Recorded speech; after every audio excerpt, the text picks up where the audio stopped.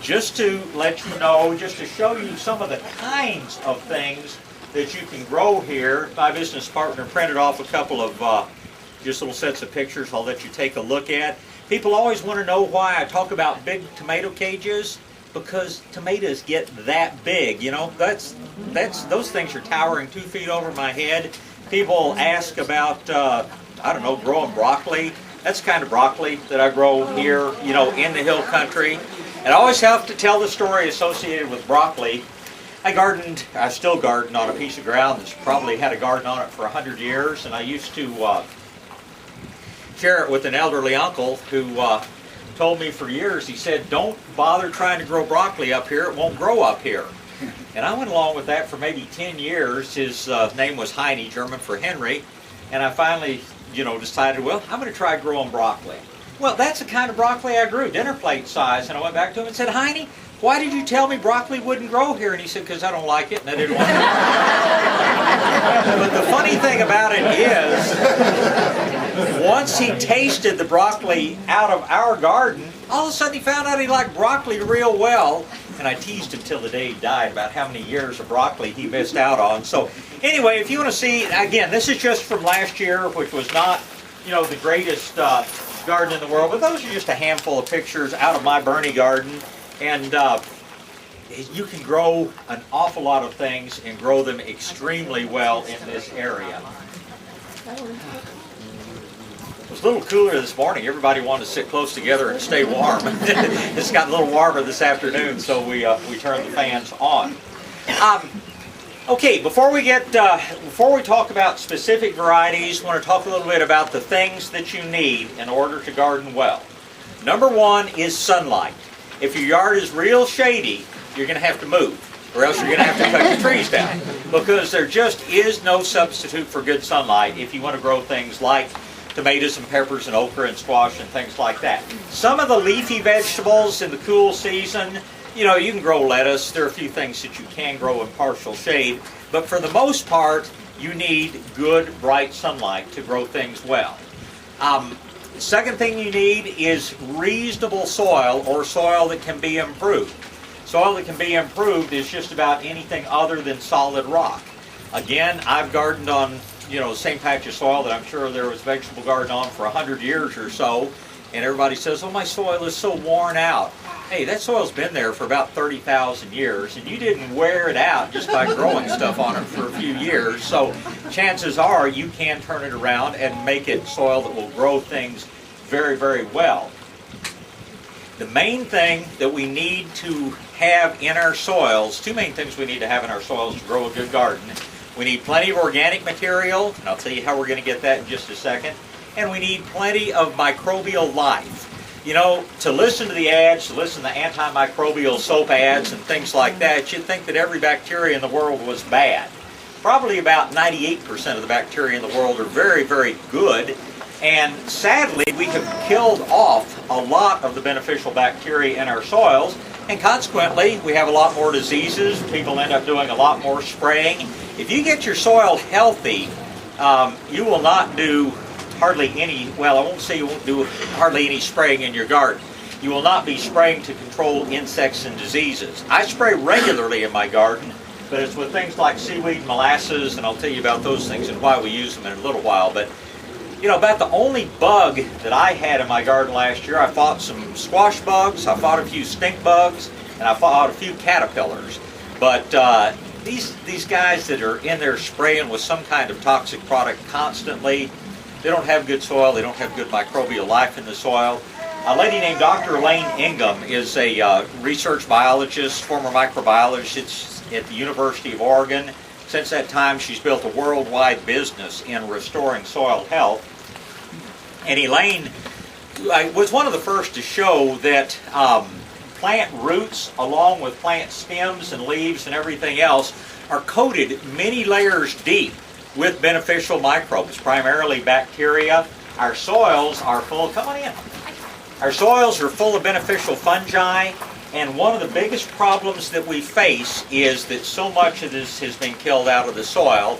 And it's been killed out of the soil mainly by two things. Chemical fertilizers, which are just extremely hard on soils, and by the use of a lot of pesticides and fungicides, non-natural things that are chemical products.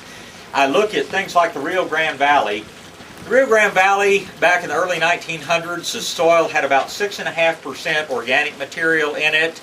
There were very few disease or insect problems, and we grew literally the best produce in the world. After 50, 60 years of chemical fertilizers, there's about 0.5% at best organic material in the soils. The soils are crusted over. Even light rains cause flooding and erosion problems. So if you're going to grow well, you want to have good life in your soil. If we took a cup of healthy soil, you probably would find 10,000 kinds, not 10,000 bacteria. You'd find millions of bacteria, but you'll probably find 10,000 different kinds of beneficial bacteria in it, and probably 5,000 different kinds of beneficial fungi.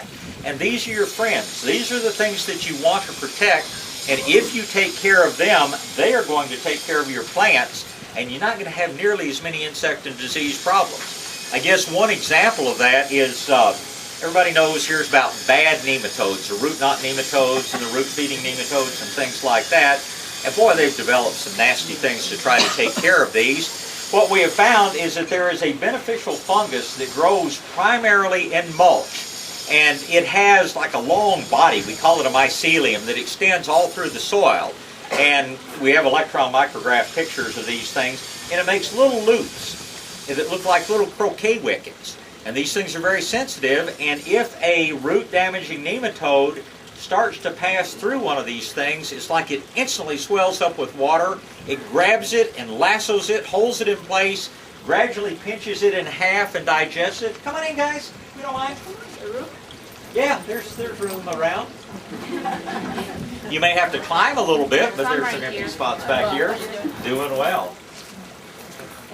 Certainly. So anyway, we want to have good organic material in the soil, and most importantly, we want to have good beneficial microbes, both bacteria and fungi in the soil.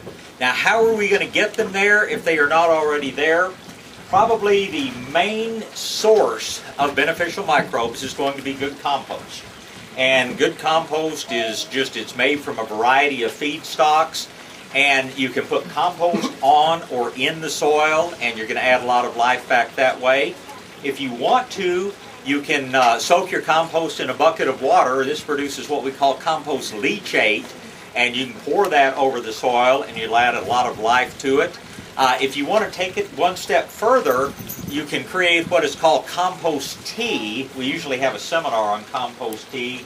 There's a little machine back there that makes compost tea we do on the weekends. And what we're doing is taking that compost leachate, putting it into a solution where it reproduces itself about 10,000 times over. And this is in effect just a super source of concentrated microbes. Now, the one thing about it, when it comes out of the brewer, you really ought to put it on your soil within a couple of hours, because where we don't have just constant oxygen bubbling through the water, it doesn't last very long. But you can take almost any soil and you can turn it into good soil once again. So I don't want to hear that anybody's soil is worn out. You can certainly make good soil out of worn out soil, and it's mainly through increasing the microbial life and increasing the organic material in the soil. Now, how do you get organic material in the soil? Well, if you want to do it instantly, then you of course add compost. That's the best thing you can do. We don't add peat moss anymore. Peat moss turns out to be very antimicrobial. Peat moss actually kills off a lot of these microbes in the soil, which is what makes it a perfect preservative. If you want to preserve something, just bury it in peat moss. I went to Ireland a few years ago and saw a slab of butter they thought was probably about 120 years old. They pulled out of one of the peat bogs. Saw the head of a deer that they call a red stag something or other. They figured was 5,000 years old.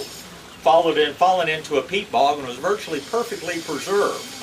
That's not what we want in our gardens. We want the microbes, and so we don't use peat moss. We use compost. The thing that actually builds the most organic material in the soil is your bacteria. Your bacterial population in the soil creates more organic material than anything else. So if we're a little patient, we can build a lot of organic material simply by stimulating those microbes, and we feed them sugar. We feed them molasses. and we don't kill them off with chemical fertilizers and things like that. So in our gardens, we want to always work at increasing the life and increasing the organic content of the soil. And if you do those simple things and have enough sun, you can grow just about anything if you plant it at the right season and just do a few things to support it. I want to talk for a minute about fertilizers. I think the very... Oh, yes, ma'am. If you're putting in compost, do you then have to add nitrogen to help the compost? No, not really. You have to add fertilizer to help things grow well, at least initially. But compost alone does not have enough nitrogen as you start out to grow well. Now again, referring to Elaine's work, she once made the statement that if nutrients are properly recycled in the soil, you'd only have to add fertilizer about every 100 years. Our soils have a long way to go to get that good. And the fact that we keep taking away a lot of the things, in the way if we grow hay, we cut it and haul it somewhere else. We pick a lot of the crops out of our vegetable garden and take them away. So we pretty much have to keep adding some fertilizer, but not a whole lot. And that's the next thing I want to tell you about is different fertilizers. Yes, ma'am? What about kitchen compost, like composting our vegetable scraps? Absolutely. As long as it's not pesticide coated. I've got a 15-gallon nursery can kind of outside my back door, and that's where all my organic orange peels, vegetables, I eat most everything. I don't waste a whole lot of fresh produce. I give a lot of it away. But yeah, absolutely, it's great stuff. And I think everybody should have a compost pile going. Now, if you want to waste $150 or so, you can buy one of these little barrel composters. And if it saves you the expense of going to a health club to get your exercise, then it's worthwhile. If you're going to use it to make compost, I think it's a waste of time for two reasons. Number one, you don't make enough compost to do much good. Number two, really good compost is derived both bacterially and fungally. Your bacteria are little tiny, well, super submicroscopic, you can't see these little guys, and that's what's doing all the breakdown in that little barrel composter because you keep turning them over and shaking them up. Fungi, many of them tend to have long strands. Everybody knows if you go out to a compost pile and you see all that white, yucky looking stuff growing all through it, that's actually very beneficial. Those are the fungi that break down woody materials, and they make a big body, so to speak, that grows all over the place. And guess what? Every time you give it a crank, you're busting those guys up and killing them off. So I'm not a big fan of barrel composters. 20 years ago we always talked about turning your compost pile. We've learned, big mistake. The fungi do so much good that it is far better to do what we call static pile composting, which means we turn it once every 3 or 4 months, and we get a whole lot better compost a whole lot more quickly. But everybody ought to have a compost pile of some sort, even if it's Mother Nature's original way of doing it, which means pile it in the corner and go get some whenever you need it. Now, you will need to fertilize periodically, and I am a big fan of organic fertilizers and a big enemy of chemical fertilizers for a number of reasons. Think back to Biology 101 or Chemistry 101 or Physics 101, or when your kids were taking these things, everybody remembers that like charges repel and opposite charges attract, right? Positive against positive pushes away. Negative against negative pushes away, but positive and negative lock together. Don't tell me you didn't take those magnets as a kid and try to force them together when they wouldn't go, but then you turned them upside down and they locked up real easily. Well, that's what's going on in your soil to a large degree when you fertilize. Our soils have a lot of clay in them, which is not a bad thing, and the clay tends to have a slight negative charge to it.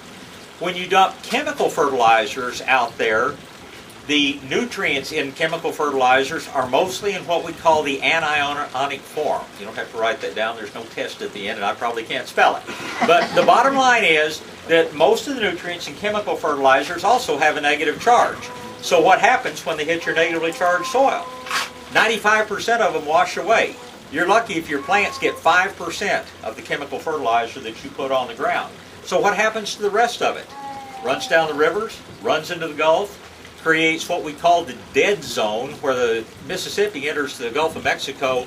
There's an acre, or there's an area of several thousand square miles out there where there's no life. No fish, no crabs, no oysters, no anything, because of all the chemical fertilizers washing down the Mississippi. They have now identified dead zones of varying sizes where every major river of the world empties into the ocean. What about organic fertilizers? The chemicals, the nutrients in organic fertilizers are mostly what we call in a cation form, which have a positive charge. So you dump that on the ground and it locks up. It stays there until, the plants are ready to use it. Whereas your chemical fertilizers are probably 95% inefficient, probably your organic fertilizers at least 95% efficiency. Virtually nothing washes away. And I get all these questions all the time. Why should I buy what is this fertilizer? A 423 fertilizer when I can buy a 1959. But you don't have to be a mathematical genius to figure out that if your plants are getting 95% of this 423 and they're getting 5% of the 1959, your plants are actually getting a lot more benefit out of this fertilizer and doing a lot less damage to the environment. When is the time to put fertilizer out? I'm sure you've heard the extension agents talk about you have to wait till the third Thursday after the second full moon, after the spring equinox or something like that before you feed your lawn. They want you to put it out right when those plants can grab the maximum amount of it as it goes by, because they know most of it's going to wash away. I think the best time to put organic fertilizer out is any time between about the 1st of January and the 31st of December. I think anywhere in that time frame is going to be a pretty good time to put it out, because it doesn't burn, it doesn't wash things, it doesn't wash away, and it benefits, every plant out there. Second reason to stay with organics, all fertilizers have to be converted by bacteria into a form that plants can absorb and use. Those little guys are alive, they have to have energy, and they get that energy by breaking down organic material, by breaking the carbon bonds that are present in this. And virtually all of the energy in the world is in the form of carbon bonds. When you started your car to come over here and that gasoline started firing off, you're breaking carbon bonds that are in that petrocarbon, so to speak, or that hydrocarbon. That's where the energy comes from that's powering your car. When you turn on your gas heater and you're burning that ethane, you're breaking those carbon bonds to get that heat and that energy. When you throw a log on the fireplace and it flames up and gives you all the heat and light that comes out of it, you're breaking carbon bonds there. Those carbon bonds were formed by the plants that took the sun's energy and converted it, into wood, so to speak. And little bacteria do the same thing on a much, much smaller scale. They're breaking the carbon bonds in your organic material to get the energy that they need to live. Now, why is that important? Chemical fertilizer brings no organic material with it. So in order to process it, your microbes are breaking down the organic material that's in your soil. That's how we got from 6.5% organic material to less than 0.5%. And that's by 50, 60 years of chemical fertilizers. Organic fertilizers bring all the energy they need with them and a lot more. Every time you feed with an organic fertilizer, you're actually putting more organic material back into the ground rather than taking it away. Your soil's getting softer, getting more mellowed, getting less crusting. It's going to absorb moisture better. You're improving things when you use, an organic fertilizer. Any questions about that? Does that make sense to everybody? Yes, ma'am. Well, I have dogs and they love organic fertilizers. Which one did you say was least? I find that they don't like chicken poop nearly as much as they like like alfalfa and things like that. But I have people that tell me that chicken poop is what this Medina fertilizer is, basically. If your dogs just insist on eating it, mix a little cayenne pepper with it.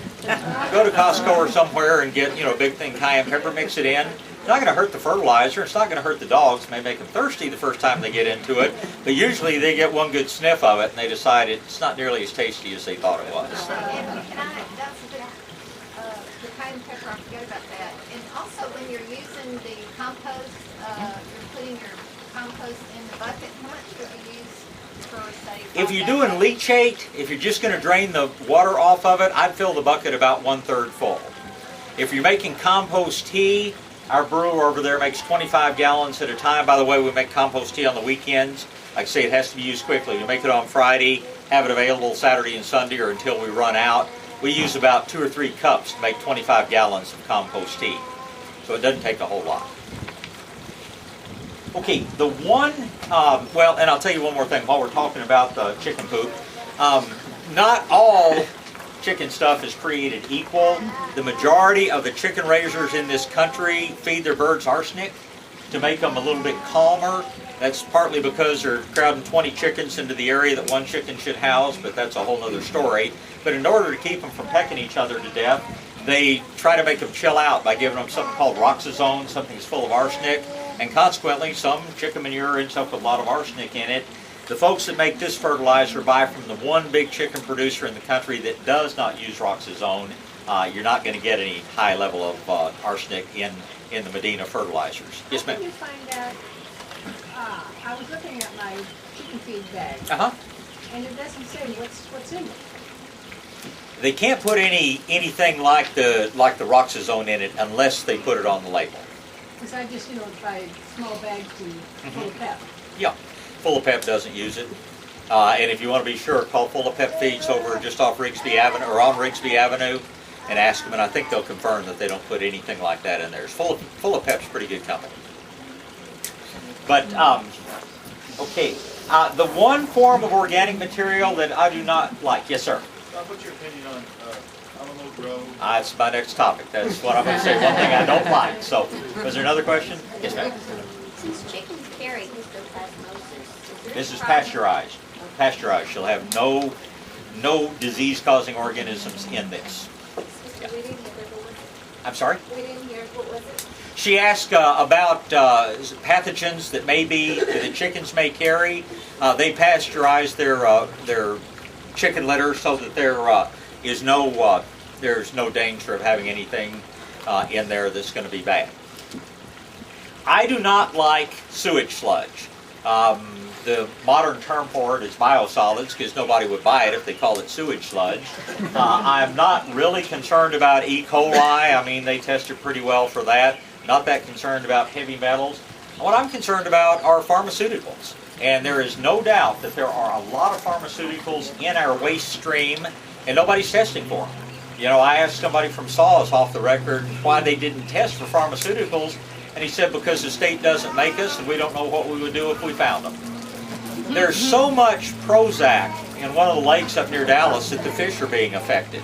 There is so much hormone material, predominantly estrogen, in the waters over in Georgia and Florida that some of our more sensitive species, mainly amphibians like frogs and all, it's totally screwing up their population dynamics. There's a lot of bad stuff in our waste stream, and it's the one thing that nobody's testing for. Of all people, the USGS is now testing the water in some major cities, and the lady that's head of that is supposed to call me, but that was a month ago and she hadn't called me back to find out more about what we may have in our area. But I don't like biosolids. Not everybody agrees with me, but I don't like biosolids. I don't recommend biosolids. I don't put biosolids on my own garden, and the choice is up to you, but I choose not to. The product you mentioned, Alamo Grow, is Gardenville's sewage sludge product, biosolids product, and it's just something I would choose not to use. And I prefer not to use anything with biosolids in it for that reason. Yes, ma'am. Do you mean that they take the city's sewage to make compost? Yeah. As a matter of fact, the city pays them to take it, gives them a free multi-acre hard surface place to make their compost, lets them to sell it for any price they want to do it. Is that some kind of deal? Man, I wish people. The toilets and everything. Yeah. If you would like a tour of the plant, I can probably arrange it sometime. I've taken it, and I mean it's a good thing, that they're doing the things they're doing. But I choose not to put it on my vegetable garden, and it's up to you whether you do or not. It's one reason that I'm not real fond of a number of the Gardenville products because they put it in a bunch of their products. New Earth that I like. They have one line that they do with biosolids, one that they strictly do with manures. I much prefer their manure products. Fertile Garden Supply will have nothing to do with biosolids, so I recommend Fertile Garden Supply to you very highly for compost and soil mixes. That's the one out on 10? That's the one. New Earth is out on 10. Fertile Garden is on 1604 at Leslie Road. The manure that they have out there on 10, is that good? That's good. That's New Earth. And they have both biosolids and regular manure compost. I like their manure compost products. But there's no pickler or whatever in it? Should not be any pickle around it. We'll talk about that in a little while. Fertile Garden, where is that? Fertile Garden was where? Fertile Gardens is 1604 at Leslie Road. They use some horse manure in making it. New Earth uses, they're actually owned or largely owned by one of the slaughterhouses, and they use a lot of slaughterhouse waste in making theirs, but I'd rather have that than sludge, you know, in my compost, so to speak. Yes, ma'am. You're talking about cow manure? I'm talking about a lot of different animal manures. Okay, the hormones that are going into the animals? They're not anywhere near what is in the general waste stream. They're more antibiotics that are given to cattle than anything else. Most of the hormones are given to dairy cattle, which we don't have many of in this part of the country. The antibiotics tend to be broken down. I'm very, very opposed to that. It's a lot of the reasons we've got MRSA and a lot of other, you know, superbugs out there are the overuse of antibiotics in feedlots. But the nice thing about those is that they are broken down pretty quickly by a lot of the microbes out there. So they don't hang around the way the hormonal products do. Yes, ma'am. What you're saying is you highly recommend fertile gardens. We can't go wrong if we go there.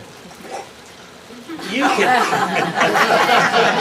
That's like saying if I go to HEB, I'm never going to get any bad chicken. I'm not going to, I can never say that 100%, but I'd say your chances are a lot better out there, and they pay a lot more attention to what they're doing. They're a much smaller operation.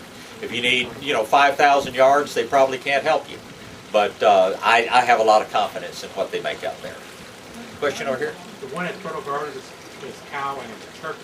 They have a cow, they have a turkey, and they mix some other things in. I'm very impressed with the new one they have out now that's turkey with dry molasses added to it.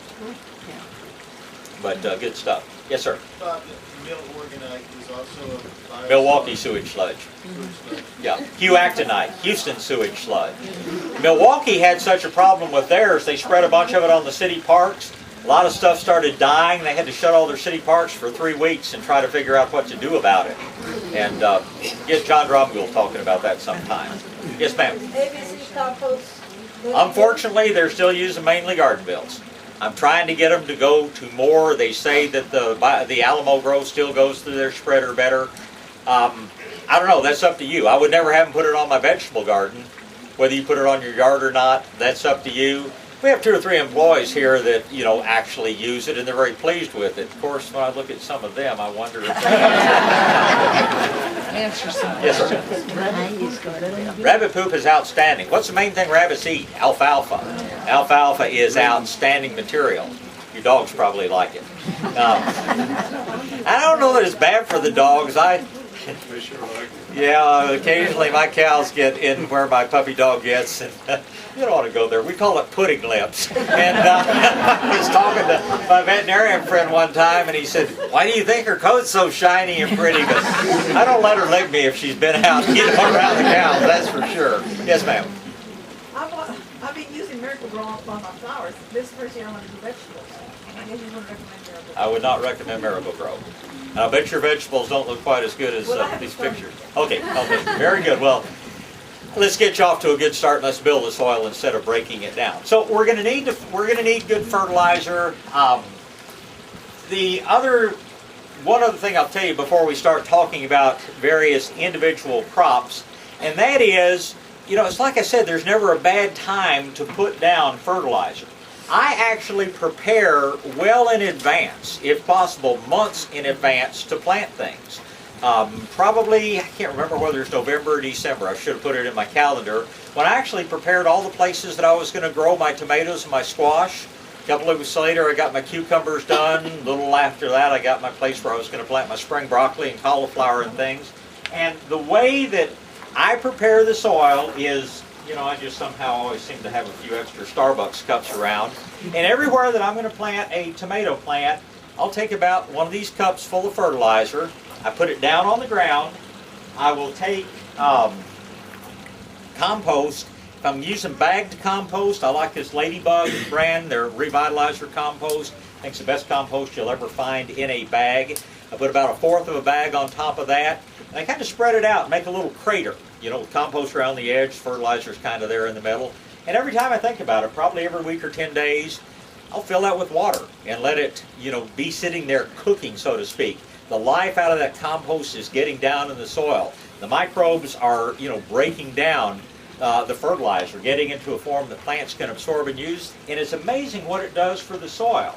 I started this years ago. I was getting ready to plant some fruit trees. It was like September, and I knew my fruit trees were going to come in January. and the soil in that area was hard.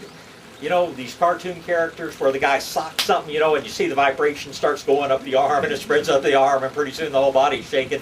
That's the way that I felt when I would hit that soil with an iron digging bar. Everywhere I was going to put a tree, I went and dumped 1 or 2 wheelbarrows full of compost on that spot. And I didn't do anything else. We had a couple of rains that fall, but nothing special. When my fruit trees came in January, that soil underneath that compost was so soft I could have literally dug it with a spoon. That gave me the idea to not wait until the day I was going to plant my tomatoes to improve the soil. Don't get me wrong, you can do it the day you plant your tomatoes. But your garden's going to get better and better if you start improving the soil ahead of time before you plant. When I'm planting squash, I'll use probably 2 cups full of that and half a bag. And I'll do a big area like this, make that same crater, water it. When I get ready to plant squash, I'll take 8 or probably about 8 seeds and punch them down in the soil there. And do the same thing for cucumbers, do the same thing for basically everything. Yes, sir? Would you till the compost? Okay, there are 2 reasons or more, 3, 4 reasons that I don't like to till. Now sometimes if you're starting with a new patch of ground and you just can't break it up any other way, then you may have to till it. But three particular things, 3 particular ways that tillage will cause you problems. Number 1, if you think you've got weeds now, below the surface of the ground, you've got an incredible number of weed seeds that are lying there waiting to sprout, but they don't have any sunlight. And when you start tilling and bringing that stuff up to the surface, you'll have weeds like you've never seen before. Reason number 2, we talked about the fungal strands, the hyphae and the mycelium that extend all through the soil. Every time you till, you're smashing up, you're cutting up, you're tearing up your beneficial fungi. Number 3, your organic material, when it's below the surface of the ground, it's pretty much protected. When you bring it up on the surface, it reacts with the oxygen in the air, does what we call oxidizing, and a lot of it turns to carbon dioxide. You've wasted that energy up into the air. So for those 3 reasons, I would much rather put it on the surface and plant through it. I would challenge anybody, you know, experiment, do things differently. Take a little plot over here and put your compost on and till it up good. Take a little plot over here and put your compost on the surface of the soil. Let's just let it just sit there for 2 or 3 months. I can almost promise you will find where you just let it sit, your soil will be just as soft underneath and you won't have the weed issues to deal with. I mow all the weeds off. I use something called a push-pull hoe. Excuse me, don't let me step on you there. Yeah. This is the single most expensive and probably most useful tool you'll ever use in your garden. Find somebody to give it to you. Somebody, you know, need an Easter present, need a birthday present, need a Christmas present, whatever. It's called a push-pull hoe. They're expensive because we have to get them out of Europe. I have not found anyone in this country that makes a decent one. Somebody in my morning class said that they found one at Tractor Supply that they were pretty well pleased with. But they call it a push-pull hoe or a stirrup hoe, and it's got this end piece that articulates. It's got 2 fairly sharp edges here. I mean, they're not razor sharp, but it cuts when you push, it cuts when you pull. And you can go back and forth, you know, like that. The rows in my garden are, I don't know, 30, 40 feet long, something like that. I can totally weed a row in my garden in probably less than 10 minutes, probably 5 minutes.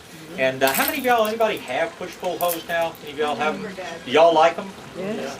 It's just, you know, expensive, but in my opinion, worth every penny. I have a new one.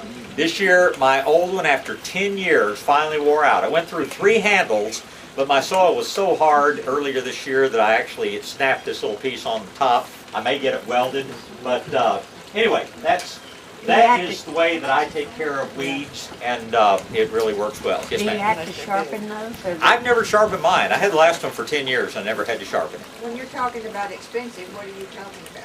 $85. Again, the dollar's pretty weak. Don't get me started on Congress and many problems. I just have to repeat this, and even though I have a couple of young people, somebody had a wonderful email the other day, and it was about the guy that was walking down the beach, and he saw a lamp partially buried in the sand, and he picks it up and he rubs it, and the genie comes out and says, "I will grant you any one wish." And the guy says, "Well, I want to live forever." The genie says, "I can't grant you that kind of wish. Make another wish that I can grant." The guy says, Okay, I don't want to die until Congress pulls their heads out of, you know, where. He looks at him and says, "You sly, clever, such and such." Anyway, there's a lot of bad stuff going on, with GMOs and some other things we can talk about later if anybody wants to. But that's how I take care of weeds. On a smaller scale, we have one that has an extendable handle. Get somebody bought the one. Yeah, I see that one. But there's also a little hand one they call a circle hoe. Somebody got it. Spinach. Oh, right there. I'm sorry. There it is. And it has a sharp edge right here, and you can get in, you know, and get around inside your cages and everything else. Can't cover as much ground as quickly, but it's also a whole lot less expensive and works on somewhat the same principle. Thank you. Yes, sir.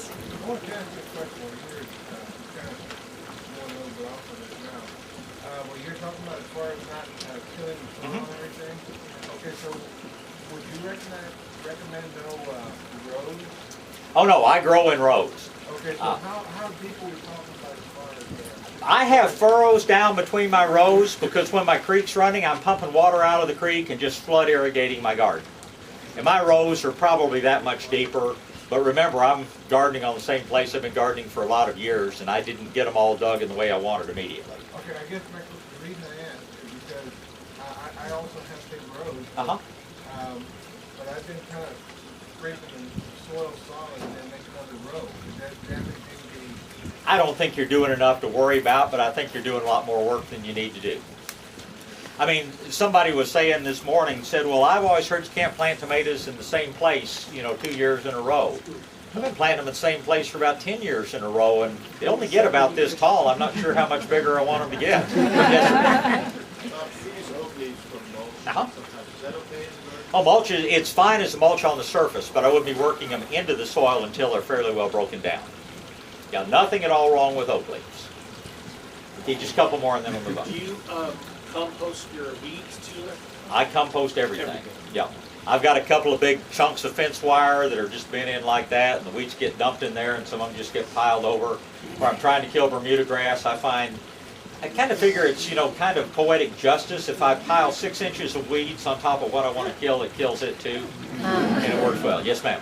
You've talked about preparing the soil and then fertilizing it and planting, put your plants in. But then when do you start fertilizing them again? That's a good question, and you just skipped by a number of things that I do want to talk about. Once they're in and growing, I will go with the liquid fertilizer every 2 or 3 weeks, whenever I get around to it. But that's not the most important thing you do. You were about to say, you talked about compost, important things, bacteria and fungi. Fungi comes from the ground. Was that what you were going to say? The fungi are everywhere. The little spores that they grow from. They come... So there's no particular benefit in having the compost pile right on the ground? No, not necessarily. I just don't want you to be turning it over and busting it up constantly. Yes, ma'am. I have a community garden. We're getting it started. And the dirt is hard, and I know it's extremely weedy, and we're just going to get it started. So I don't till it then? If you have to get started the first time, go ahead. But if you keep an adequate amount of organic material in the soil, put your compost on the surface, it will soften a great deal. If this were September or October and you're telling me you weren't going to plant till March, until you put your compost out and leave it, and you won't even think about tilling when it's time. Now that you want to plant your tomato plants yesterday, yeah, you probably have to till it to get it busted up to start off. One more, yes ma'am. Well, that lovely clover I have growing back there, do I need to till that in? Clover is your friend. Clover is telling you that your ground is hard. Clover softens the ground. Clover can put a root down through concrete. And I love Malcolm Beck's story. He had some absolutely horrible soil. He planted Hubam clover, and the clover got like that tall, and he made a ton of money, selling seed from clover, and once again got dollar signs in his eyes, and he had a friend tell him, you'll never grow clover that good again, and sure enough, clover next year only got like that tall. It had done its job to improve that soil, and it just never flourished again. So do I till that in? Till it in, you can mow it off, you can leave it right where it is, whatever works for you. I just cut it off with push-pull hoe and let it lie there. One more, and then we're going to talk I tomatoes. did such a bumper crop of acorns this year on it. They're only about this big. And you told me they were some of the best Oh, sure. malts They're or very something. high in protein. But I don't know how to break them up. What do I do? I've got bags of them sitting around trying to figure out what Just to do. drive your car back and forth. And back and forth. They will break down on their own. Yes, please. You could run them through a chipper. You can run We over them tried with your mowing them lawnmower. and it didn't work. Yeah, it's yeah. I just leave them on the ground, pile them up, and let them rot. Let it rot.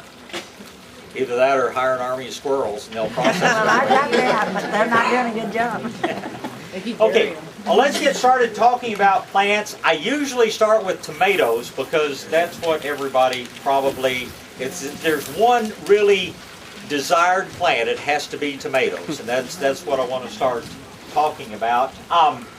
I told you a little bit about preparing the soil. There's one additional thing I would do where I was going to plant tomatoes, and that is go to the grocery store or drugstore and get some Epsom salts.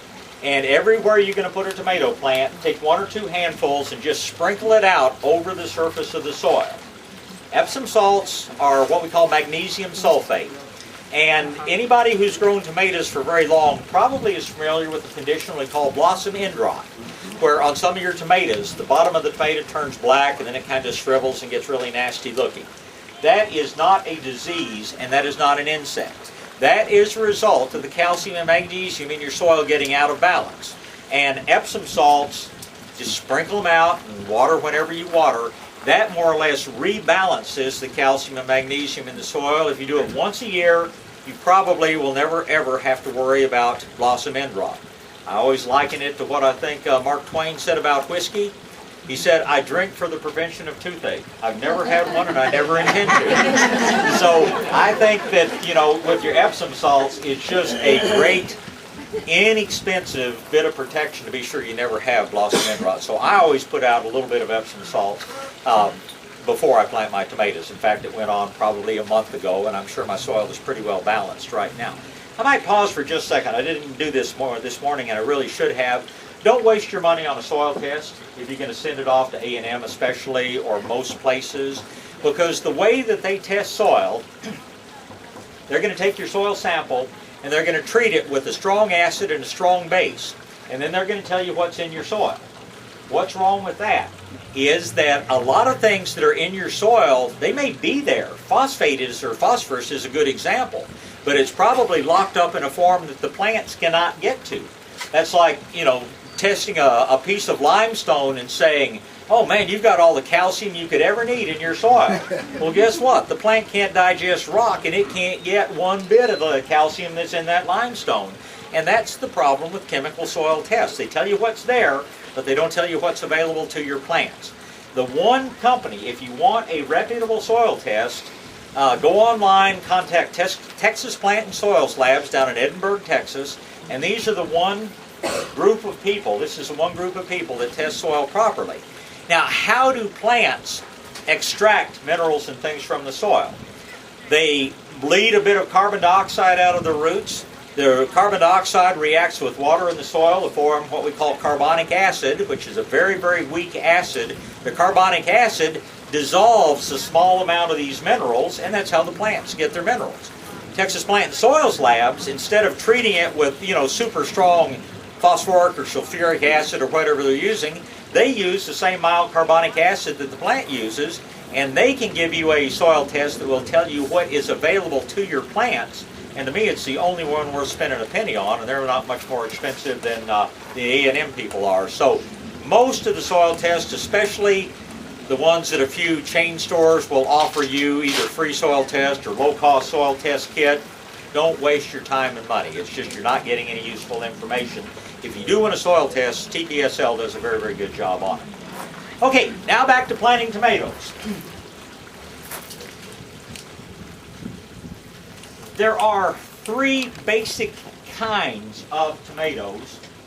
If we were going to categorize them into general groups, we're going to talk about determinate tomatoes, we're going to talk about indeterminate tomatoes, and we're going to talk about semi-determinate tomatoes.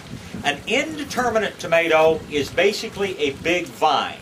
It will grow as long as you will let it grow. I'm told that if you drive across the Parker Ranch on the Big Island of Hawaii, there's a cherry tomato up there that starts at one part and extends along the road for 2 miles. Basically, unless something kills that plant, it'll keep on growing as a vine. They put down roots here and there, but it'll pretty much grow forever. Most of your cherry tomatoes, in fact, I think all your cherry tomatoes, most of your heirloom tomatoes are indeterminate tomatoes. And that's why we're going to put them in a big cage. Determinate tomatoes grow up to a certain size, basically produce all their fruit at one time, and then they pretty much stop growing and stop producing. Now, the people who can tomatoes and who grow them commercially, they love that, because if you think anybody goes out and picks tomatoes by hand in the modern chemical agricultural world, they don't. They let them grow up to a certain size. They've got a machine that yanks it out of the ground, breaks those green tomatoes off. If you wonder why the tomatoes in the grocery store are so lousy, you ought to watch the way they're harvested sometime. The machines do this, then they put them on this conveyor belt. Tomatoes go up this conveyor belt and drop about 8 feet down into a trailer. That's how tomatoes are picked, and you wondered why they're hard as rocks when you get them from the store. If they weren't, they'd be mush. But some people like that. Some people like to be able to, I mean, you let them ripen on the plant, they're quite decent tomatoes. And you pretty much get all your tomatoes at one time. The indeterminates are the vines. The determinants are the ones that grow to a certain size and stop. The semi-determinants are somewhere in the middle. They don't grow quite as rampantly as the vine does, but they keep on growing, they keep on producing over a longer period of time. Now, another way that we're going to divide or classify tomato plants are as cherry tomatoes. I prefer to call them small fruited tomatoes. And it includes the grape tomatoes, the pear tomatoes, the cherry tomatoes, all the real small fruited tomatoes. And then what we call the large fruited tomatoes, or the slicing tomatoes. The reason that we divide them this way is because tomato plants, or tomatoes, all tomatoes are pretty sensitive to nighttime temperatures.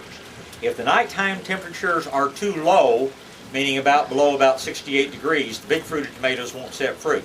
If the nighttime temperatures are too high, around 78 degrees, the big fruited tomatoes won't set fruit. So if you're going to grow all big slicing tomatoes, you're going to have a big gap there in the middle of the summer where your plants aren't going to be making any new fruit. You might as well plant determinants and then plant a fresh set of determinants later in the fall. The cherry tomatoes, or the small fruited tomatoes, don't pay nearly as much attention to the nighttime temperature. So I would always include some small fruited tomatoes, because you'll literally be harvesting off of those every day all summer long. I always plant a variety, quite a number of different kinds of tomatoes. I'll probably plant 25 different kinds of tomatoes this year. And just don't get wrapped up in the fact that one tomato did really, really well for you last year, so you're going to plant your whole garden in that tomato this year. Well, this may be a bad year, and it may be a lousy tomato for this year. So always plant a variety, and always expect that some tomatoes are going to produce real well one year and just not produce quite as well the next year. If you want guarantees in gardening, you're not going to get them. So plant a variety, and you always come out with some good things. Now I want to show you how I plant tomato plants. This is what we call a tomato cage. And your tomatoes are always going to produce best, if you grow them supported in a cage like this. Statistics, research shows that you get almost twice as many pounds of tomatoes off per plant if you will put it in a cage like this. Remember, kid, I get you to hang on to that because I can't push it really down into the ground. If you're growing indeterminate tomatoes, excuse me, you're certainly a good puppy. You can make your cage taller. I think I've decided that this summer, just for fun, just to have some different pictures to show next year, I'm going to put several extensions on. I'm going to grow a cherry tomato maybe 15 feet tall or something like that. Because really they are vines and they just keep on going up and up and up. These things are expensive. If you like them, I would do what I did. I bought about 6 per year for about 10 years. And now I've got as many of them as I need. I use them for growing tomatoes. I use them for growing peas. I use them for growing pole beans. I use them for growing cucumbers. They're not just for tomatoes alone. And as you saw, when it comes time to have them out of the garden, you just fold them up and go hang them on the fence somewhere. And I really, really do like these things real well. One plant. Wow. Okay, good question. There are 2 sizes. This is actually the smaller diameter. There's another one that's about this big around. The smaller diameter ones I put one plant in. The bigger ones I usually put two in. What's the purpose of the hardware cloth on top of some of those? We'll get to that in just a second. Okay, tomatoes are an interesting plant in that they are one of the few plants that we can plant deeper than it's originally growing. Now these are pretty short little plants, but if this plant was like this tall, if I could dig the hole deep enough, I'd plant it to where there was no more than about this much tomato sticking up out of the ground. Most plants will die if you plant them that way. Tomato plants are going to sprout roots all the way up and down the stem, and you get a much stronger plant. Years ago, I worked with a wonderful gentleman up in the Bernie area named Alton Grimm. Anybody know Alton? Anybody ever go to North Star Greenhouses? Alton's an inspiration to me and to a lot of people. I worked with him for a couple of years. Shortly after, I decided I had to go into business for myself, and we remained very good friends, but he was diagnosed with colon cancer and given about 6 months to live. That was 35, 36 years ago. Alton came by the ranch the other day, just got back from fishing in Alaska, so I'd say he's going pretty strong, and shows you what a positive attitude and what some good docs can do for you. But we had people that would come, commercial growers, and they'd always want our big old overgrown tomatoes. And I mean, we'd have tomatoes that were this long, and I'd say, how are you going to plant those things? And one guy told me, he said, well, I just dig a trench, lay it in sideways, turn the end up, and that's how I grow them. And these guys were, growing for the markets and doing very well. I had another one tell me, I let them get so dry that they get limp, and I just curl them up in the hole and put them down there. So you can bury a tomato, somewhat deeper, and it will still do extremely well. The other thing that I always do, when I dig the hole, I put a handful of rock phosphate in the bottom of the hole and plant directly on top of it. Don't mix it into the soil. I'll tell you another Malcolm story. He tried this. He put a handful of rock phosphate in the bottom of the hole, and he weighed the tomatoes. He got double the production from his plants when he put rock phosphate in the bottom of the hole. He got dollar signs in his eyes, ordered about 2 or 3 tons of rock phosphate, tilled it into his whole field out there, and he got no results whatsoever. His tomatoes didn't do one bit better. So what happened?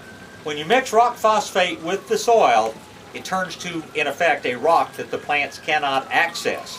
Your good old A&M soil test would tell you got lots of phosphate. You probably got too much phosphate out there. And your plant's sitting there saying, please give me some phosphate. What you're doing, you're putting this handful of phosphate in the bottom, planting your plant directly on top of it. The roots are growing right down through it. And like I say, the people who weigh the tomatoes will come back and tell you get double the production. So if you use rock phosphate, grow them in a cage, you've just got 4 times as many tomatoes as you are used to getting. By the way, I think everybody who grows a vegetable garden, you ought to have these 2 books. The Texas Organic Vegetable Book by Howard Garrett, Malcolm Beck. The Texas Bug Book, I love it, it's called, subtitled The Good, the Bad, and the Ugly. Because there are a lot of good bugs out there. Some of them are really ugly. This guy down here looks kind of like a stink bug. But if they showed this guy in profile, oh, the kids would love it. It looks like somebody took a blade off your circular saw and crammed it into its back. It's got the real jagged saw blade looking thing coming out. He's known as a giant wheel bug. And he is the worst enemy in the world of aphids and a lot of other damaging insects. But those are 2 books that I would certainly have on your shelf. Okay, I'm going to plant my tomato or tomatoes in here. I've dug a deep hole, put a handful of rock phosphate in the bottom, filled it in with soil. The next thing I do, I brought, good old, this is insulate. This is the fabric that we use for cold protection and sometimes called floating row cover. I brought some that I've used for several years in my garden, and I was overruled. They said, but yours is dirty. You can't show that to those people. So anyway, they cut some new this morning, and they cut this one way, way, way too long. But what I will do is after I plant my tomato plants, I will come and I will wrap. You cut that. Around here. Yeah, I'll cut it in smaller pieces. Yes, we'll come over here. About 2 feet. Clothespins, you young people may not know what these are. Us older people, this is how we used to always dry our clothes. And anyway, let's go around with this stuff. Again, this is about twice as long as it needs to be. It was always a mess trying to get it to do it, but if you go ahead and cut it into the screws, it works a lot better. One time is enough. I think I'll probably make 2 2 pieces out of this, but then I won't wrap it all the way around. I'll just put a second clothespin on here. Okay, I do this for several reasons. You know those cold winds that we sometimes get this time of year, and you've probably seen how little plants that get out in the garden and they just kind of go like that. Keeping the wind off of them really makes a big difference in how quickly they take off and grow. The other thing that I will sometimes do, because I always plant too early, and as soon as I get them in the ground, you can be guaranteed we have to worry about a frost up in the hill country. I'll take a second piece of this, and I'll just go over the top here.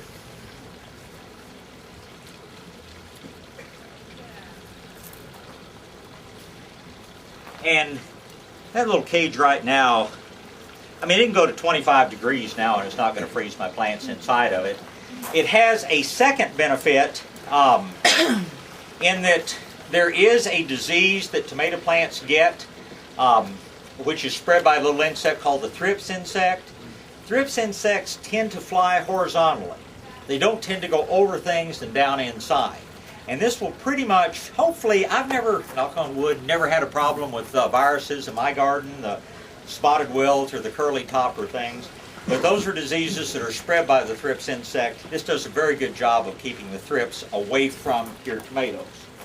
Now, It won't get too hot inside? no, this allows plenty of air through there. I usually only put the tops on if I'm worried about it being cold, and then I'll go take them off. I usually leave the bottom on all year long, though. And, what's that? Lets plenty of sunlight through. We use it in the winter months. We sometimes wrap plants up and leave them wrapped all winter. What was the name of it? It's called the letter N, S-U-L-A-T-E, insulate. And does it in those widths, or are you cutting it down? You're buying that and cutting it down into smaller pieces. But you wrap that all the way up though, About don't you? 20 inches? No, I just do the lower 18 or 20 inches. People that have a real serious virus problem, they may wrap it several feet up the trunk. Anybody that's lived in the hill country very long and grown a garden, you've gone to work in the morning, had a beautiful garden, you've come back in the afternoon after a hailstorm, and there's nothing left, that's a big help. Hail doesn't always come straight down, but the orientation of my garden, that may be actually protecting the plants, that are next to it. But I used to, rely on my insulate to protect the things from hail. Once I started doing this, I just, thank goodness we haven't had a bad hailstorm, but whoever asked what the hardware cloth was for, it's hail protection is what that is. Bob, if you do this and you're planting plants and it's always you have that freaky weather at Easter and I'm going out of town, is it will hurt to leave that out there if it gets really warm or something until I get back? Not in the least. Not in the least. Get this stuff out of the way here. Okay. 2 or 3 other things. Oh, yes, ma'am? I heard you don't have to insulate, you can use like saran wrap. I would not use saran wrap because I would want something that the wind would go through. Saran wrap is liable to catch so much wind that my expensive tomato cages end up down at Robert's place, and he's got a better garden than I have after that. So there are other floating row covers, as they are called. This year, we had some real cold weather, and we found that different ones gave different degrees of protection. I used insulate. I didn't cover everything in my garden, and I had a lot of things freeze like most people. But I had some freshly sprouted radishes that I knew were very much in danger. I put 2 layers of insulate over the top of those, just weighted the edge down with rocks. Went down to 13 degrees, and I didn't lose a plant. Insulate works real well. Some of the other products that we've tried, things froze under them at 25 degrees. You just have to do your own experiments to figure where bed sheets and blankets and things like that come in. This is just the best of the row covers that we've ever found. And it gets wet or dry as Mine stays out almost year round. Yes, ma'am. How do you protect your tomatoes from the birds?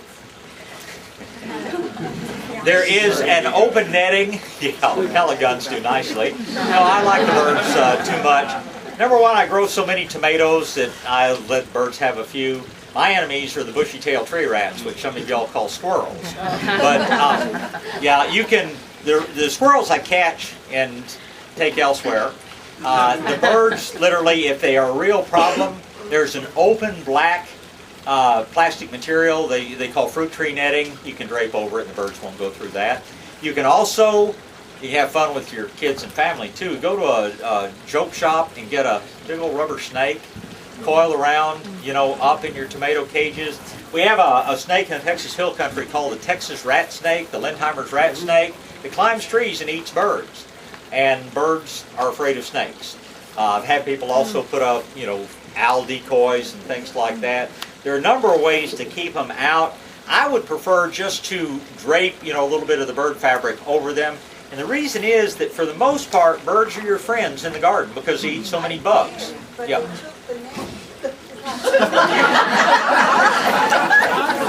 It's one big bird.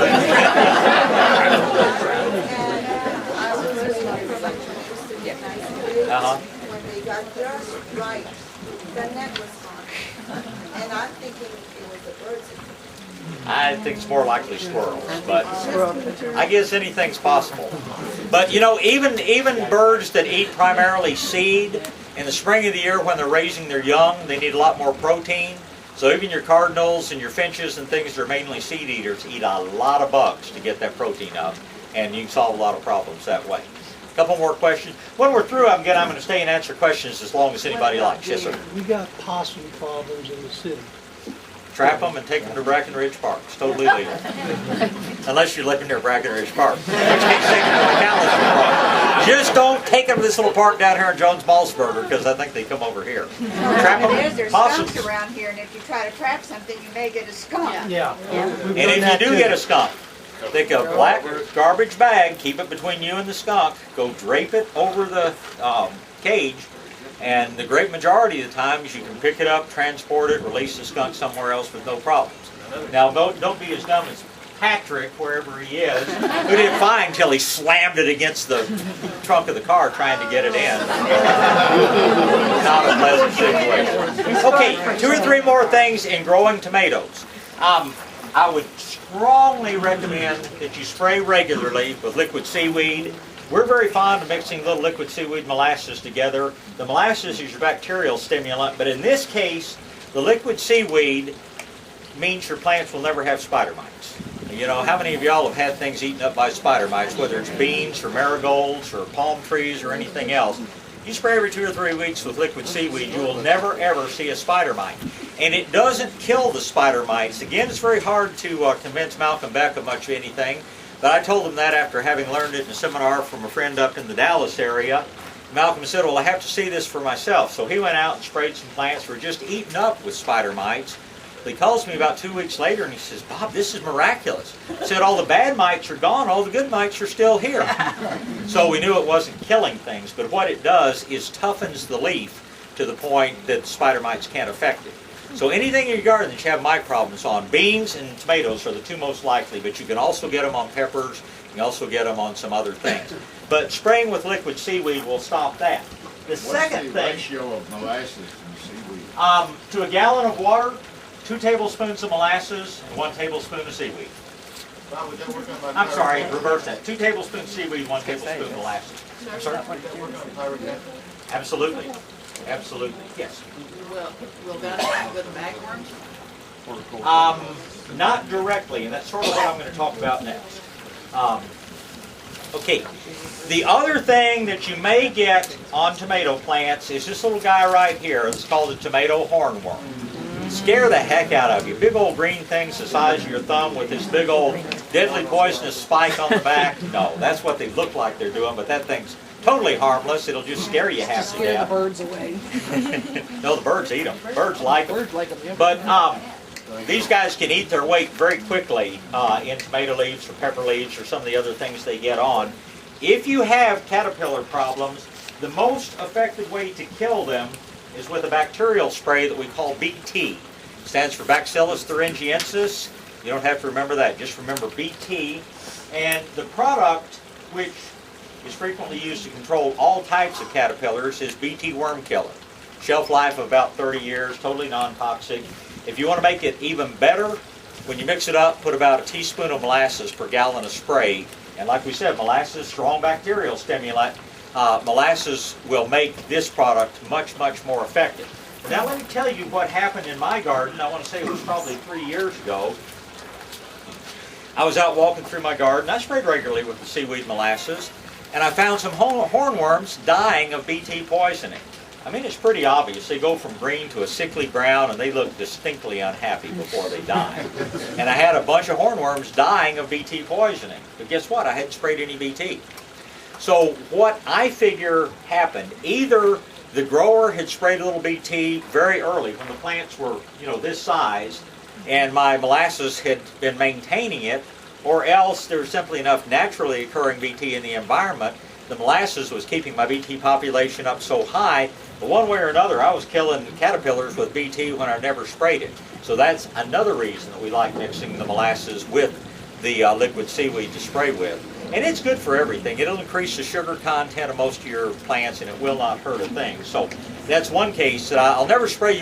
I never will say that you won't be spraying in your garden, but you're not going to be out there spraying pesticides. You're going to be spraying things that will make your fruit better and your insect problems worse. Yes, or less. Yes, ma'am. Do you wait until you see the caterpillar before you put the BT on, or do you put it on? That's a good question. I would wait till I saw the caterpillars because it doesn't have a long life in the environment unless you're continuing to spray molasses or another good bacterial stimulant. Molasses and seaweed on it, and you have to. I didn't have to. I'm not going to say that you won't have to. But in my garden, it surprised me that I didn't have to. I have a few caterpillars. I'm not a trophy gardener, but I use your thumb and forefinger method too Yeah. on it. But I use the seaweed and molasses. Yep. And that would be almost as good as the BT. I would say it probably would. And it certainly will stop spider mites. And to me, spider mites are a much bigger problem than caterpillars are. Yes. Okay, I said magworm. Now I'm not talking about those things that get on the concrete that have the white. Yeah, you're talking about the thing that makes a little bag and carries it around with it. I look at all leaves. Is it like all those leaves? Is that the same? Those are very effectively controlled with the BT. And it does a real good job against them. I want to tell you about two other beneficial things, and we're going to move along to other crops. If you're fighting caterpillars of any sorts, that little piece of paper has 12,500 moth eggs on it. We count them all to be sure they're there when they come in. But every one of those moth eggs is in effect dead because it has little wasp larvae developing inside of it. It's called a trichogramma wasp. And these little wasps, they're going to be about this big when they hatch out. They don't sting or cause any problems at all for you. But they fly around and they look for moth eggs to parasitize. They lay their eggs into the moth egg. That kills the moth egg, and this little wasp develops inside of there. You know how early in the spring sometimes we have those gallworms, those little leaf-eating caterpillars get the new oak leaves as they start to come out? These things totally stop that. The case bearers that can ruin your pecan crop, these little guys will totally stop it. The tent caterpillars, not what you were talking about, but the others that can cause such a mess in your trees in the summer, these little guys will totally stop it if you put them out at the right time. Isn't this the right time, right now? For right now, for the things that go after the oak leaves. For the nut case bearers, probably end of March, 1st of April. For the summertime problems, probably end of April, 1st of May. Yeah, we can spend a lot more time another time talking about trichogramma if you would like. The other thing I always like to talk a little bit about are the beneficial nematodes. These guys take care of a lot of problems in the soil, and a couple of reasons that you may want to use them in your vegetable garden.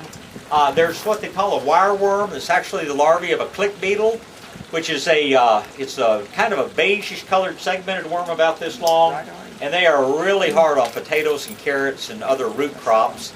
The nematodes will control them. Squash, which we're going to talk about in just a minute, real bad problem with squash vine borers these days, and the nematodes will take care of the squash vine larvae that are in the soil, the borer larvae that are in the soil. Is it too early for nematodes? Depends on what you're doing for them. Well, potatoes. No, I think you're fine. I'll be doing mine this next week. So I think you're watching. Don't even have them yet, so it's too early.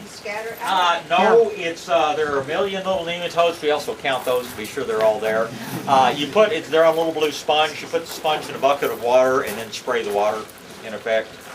And it'll control fleas, it'll control fire ants, control grub worms, a whole lot, even more effectively than the poison. I have a 4x8 that I'm working on to put my squash in. Is that? That would be enough to do about 25 4x8 plots. Yeah. Jason? What's the schedule for putting the nematodes down for ticks? For ticks, you better get them down a week ago. It's really getting late. We use nematodes for ticks in January and February when the ticks are still down at the ground. Once they start crawling up on the plants, getting too late. Okay, a couple of questions about tomatoes, and I want to talk about other crops. Yes, ma'am. What's that? We'll come to those in a few minutes. Other questions? Yes, ma'am. Tomato blight, plant wash, I think I heard. Early blight on tomatoes is a fungal problem. It's where the yellowing leaves start at the bottom and work up. A lot of times, if you'll put some whole ground cornmeal on the ground around the plants, you'll never have it. You can also soak whole ground cornmeal in water for a few hours and spray with that, and it'll control it. Plant wash, if you want to buy something ready to spray, works pretty well at controlling early blight. Stink bugs can be a bit of a problem. Controlling stink bugs, we like this super finely powdered diatomaceous earth. And this thing, if you pop the cap on it and just give it, I won't do to you guys what Howard Garrett did to me. He was saying, you got to see how well this works. I was sitting on the platform next to him and he gives it a puff like that. And I was totally coated with it and I'm still here 2 years later, so there must not be anything harmful about it. That puppy's always welcome. We love well-behaved dogs. Anyway, that's what I use against stink bugs anytime I can't get them. The thumb and forefinger works extremely well against them if you can catch them. But if you just want to go along, and by the way, if you're getting this product, you don't have to buy a fresh one every time you use it up. It's got a little cap that comes off on the bottom. You can get a big bag and just keep refilling it over and over. The most effective thing I found to get stink bugs, more effective than any of the sprays. What's the stink bug look like? Is that the black stuff that's ugly at the bottom? One way you can identify them is look at their legs. The back legs will always be flattened on a stink bug. In fact, we frequently call them leaf-footed bugs. Touch him, you'll know. Squash it and you'll know. Okay, I want to move along to, oh yes ma'am. I've heard that if you cut up banana peels and put them in the hole for tomatoes, is that Potassium. That probably is giving you extra potassium. That's one of the main things that's in banana peels. But I don't know. Try it and see.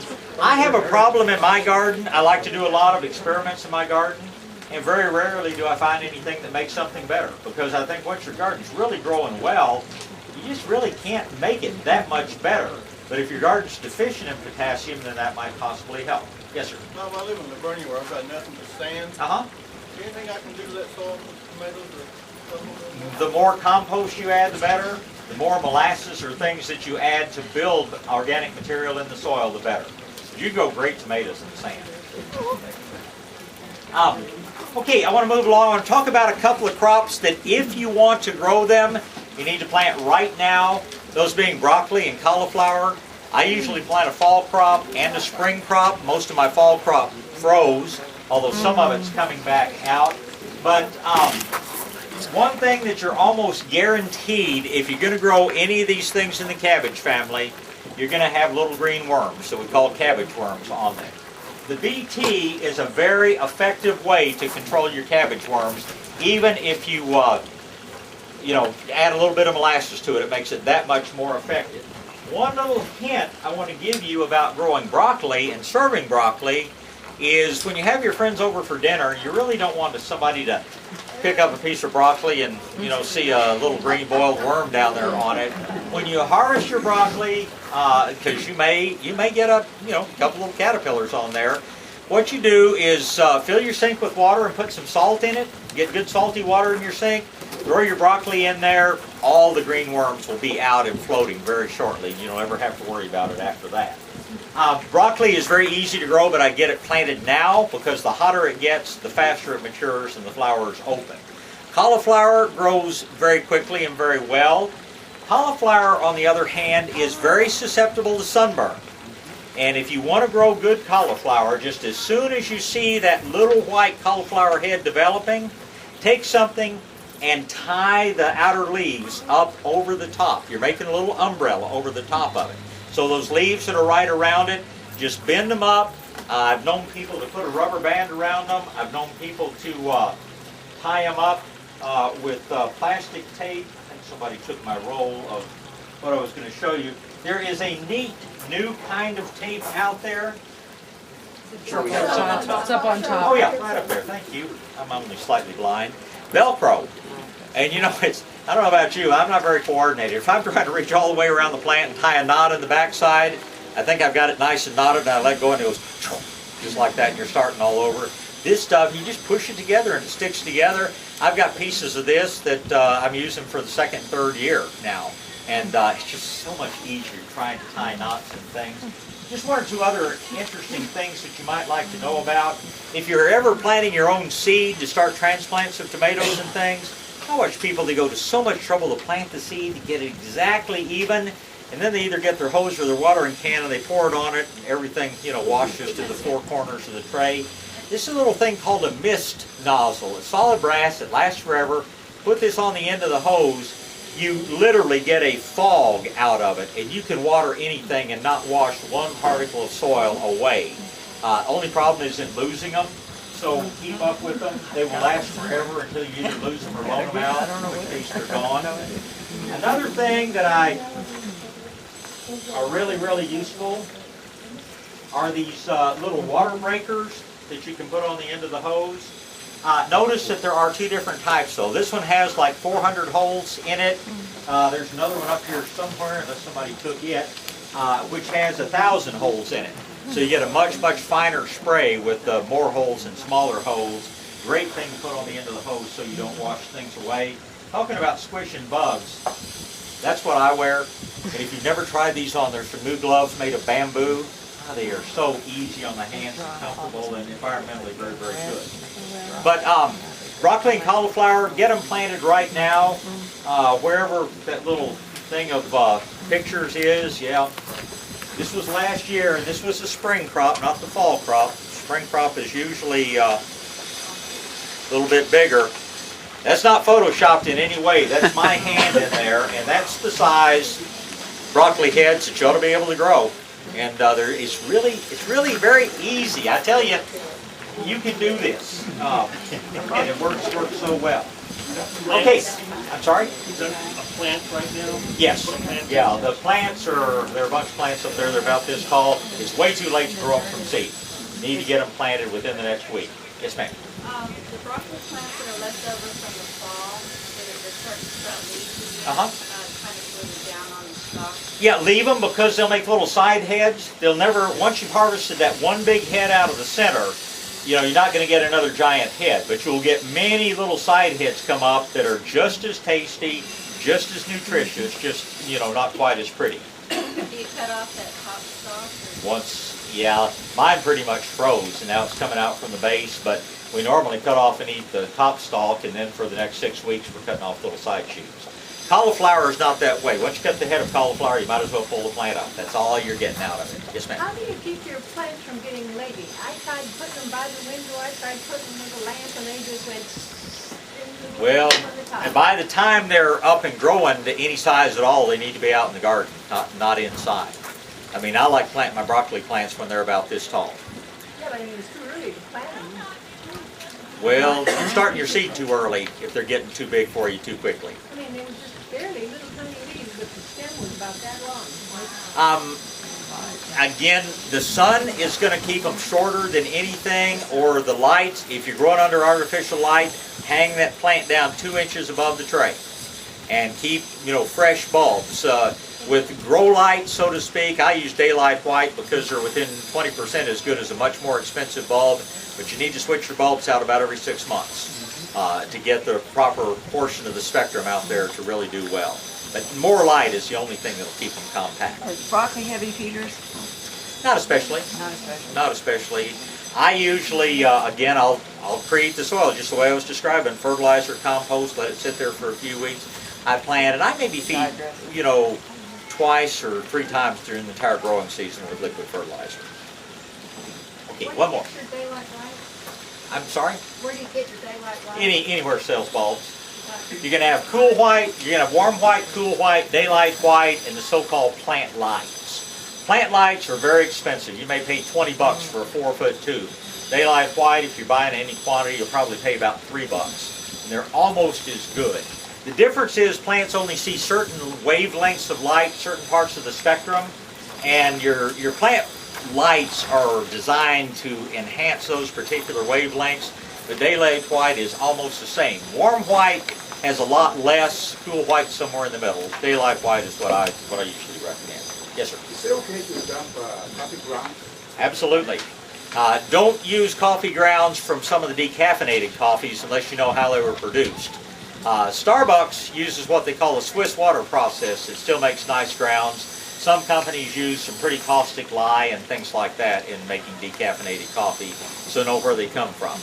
I'm not a coffee drinker, but I'm addicted to chai, and every Starbucks I know is happy to save grounds for you. If you're ever looking for a lot of coffee grounds, they're good people, and they will happily save you some of the best free compost you will ever find.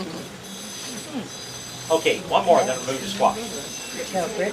What's that? Crickets and ants. Ants you can control, and crickets you can control with this crawling insect killer. Ants you can also control with one of the safe baits. There are a couple of spinosad baits out there. Greenlight makes one that they simply call fire ant bait with conserve. Fertilizing makes one they call come and get it. It's basically the same product. Be sure and put them out while the ants are active. Don't put them out late in the afternoon when the ants are going to bed. Put them out on a warm day, early in the morning when the ants are coming out to forage, and it's very effective. I had a big fire ant mound that I wanted to treat. Put the bait out 2 days ago, and last night when I was in the garden, I couldn't find a live ant anywhere around. Yes, sir. Can you use ash out of your fireplace? Ash out of your fireplace has one good advantage and one disadvantage. Ash out of your fireplace is high in potassium, which many of our plants can use. Potassium is probably the principal thing that adds to sweetness in fruits and vegetables. Ash is also highly caustically alkaline, so don't overuse it. Just a light dressing. But a light dressing of ash, good fireplace ash, not artificial logs and things like that. Light dressing of fireplace ash will tend to greatly help your plants. Okay, let's talk about squash for a minute. It's easy to grow really good squash. The big bugaboo for squash, so to speak, is what we call the squash vine borer. The squash vine borer is the larval stage of a moth that flies in when your squash vines, it always comes about this close to where the squash comes out of the ground. And the squash vine borer will lay its eggs. Eggs hatch, this thing bores into the vine, eats its way down through the center, eating the heart out of the vine. Just about the time your vine gets nice and big and starts to produce, it's like somebody poured boiling water on it and it just melts right there. Around the area where you've grown your squash with beneficial nematodes, because these guys will control a lot of the squash vine borer larvae in the soil. The other thing you can do, well, two other things you can do.